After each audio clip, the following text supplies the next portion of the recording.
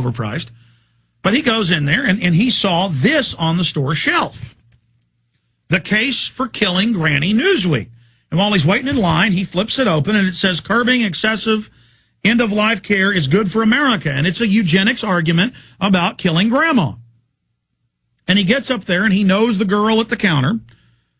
Guess there's a little flirtation going on there, according to Rob. Rob's quite the ladies' man around here. But the point is that she said, oh, the case for killing Granny. And he said, what, you think that's interesting? And she said, yeah, I think it's a good idea. And he said, don't you understand this is eugenics? They want to do this to you too. And she goes, yeah, there's too many people. And he said, but do you want to die? And she said, well, I guess so. Yes, I guess I need to be killed. And he said, are you joking? And she said, no.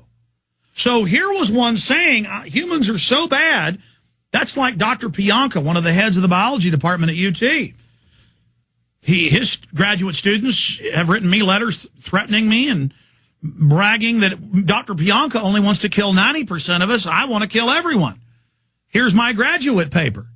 And you go read their graduate paper, and then you find out they're working in bioweapons now for the U.S. government. I mean, I got people writing me threatening letters that are doctors of biology working in bioweapons. And you start looking at who heads up the bioweapons programs. They call it biodefense because it's double-edged. And they're all eugenicists, just like the head of the Human Genome Project, Mr. Watson, who was in my film Endgame 2.5 years ago. A year after it came out, I said he was a eugenicist because of his writings. He came out and said blacks aren't even human, basically. Now, guess who writes about him and others admiring him? John P. Holdren, White House science czar. What did Obama do? He kicked in more funding for China's forced abortions on record and for abortions in Africa, where they say you get food stamp money in Africa, say in Nigeria, but you got to be sterilized or you got to have an abortion. Now, here's the deal.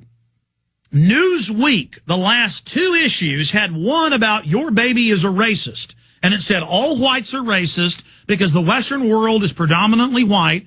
And because we use more resources, we're all bad and racist. We've got to stop having kids. Using guilt, saying stop having kids. But the real eugenics is pointed at the third world, keeping them from developing. But see, they sell it to white yuppies as, oh, we got to give the blacks and Latin Americans and Asians more. So I want to go over this today. But that was the issue 2 weeks ago. This is the September 21st. It always comes out a few days early. Newsweek, the case for killing Granny. If you're watching a simulcast right now at prisonplanet.tv, if you're listening to the radio, you can just go to any book stand store or go to newsweek.com and look at the latest issue. The case for killing Granny, and it's got a computer plug unplugged on the cover. And it says, now I covered Newsweek a month ago, had a thing about how beautiful it was that people were committing suicide for the earth. It had a picture of the Grim Reaper leading some. I mean, this is Soylent Green, taking you away to die.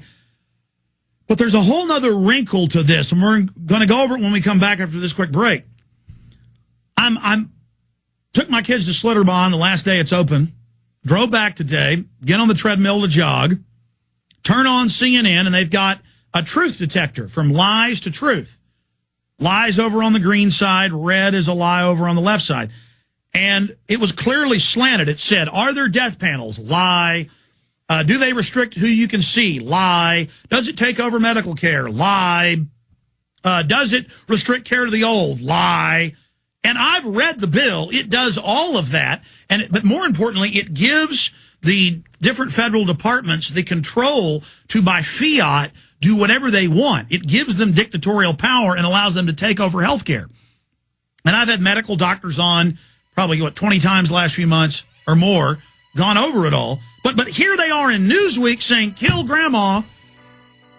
And then I'm watching CNN, and they're there pacifying people, going, none of this is true, none of this is true, none of this is true. Let me tell you what's true when we get back from these people's own sickening control freak mouths. See, in the religion of the control freak, nothing gets them more exciting than killing people and deciding who lives and dies.